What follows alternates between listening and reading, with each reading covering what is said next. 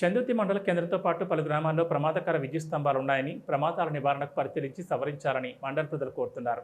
వేములవాడ కోరుట్ల ప్రధాన రహదారి చందుర్తి మండల కేంద్రంలోని బస్టాండ్ సమీపంలో సెస్ కార్యాలయం కంటిచూపులో వంగి ఉన్న విద్యుత్ స్తంభాన్ని అధికారులు పట్టించుకోవడం లేదని ప్రజలు అంటున్నారు. వర్షాకాలం దృష్ట్యా విద్యుత్ స్తంభాలు ప్రమాదకరంగా ఉన్నాయని, అధికారులు తక్షణం ప్రమాదకర విద్యుత్ స్తంభాలను పరిశీలించి సవరించాలని కోరుతున్నారు.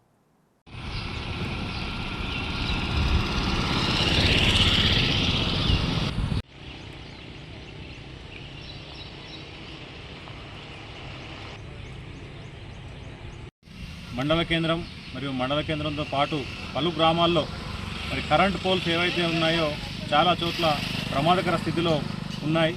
వంగిపోయి కావచ్చు, వైర్లు కిందికి వేలాడుతూ కావచ్చు. ఇటువంటి పరిస్థితిలో సెస్ అధికారులు చాలా మట్టుకు అంటి ముట్టినట్లుగా వ్యవహరిస్తున్నారు. వర్షాకాలం వల్ల ఎక్కడైనా ఏదైనా ప్రమాదం సంభవిస్తే నష్టం జరిగిన తర్వాత నష్టాన్ని ఎవరు కూడా పూడ్చలేరు.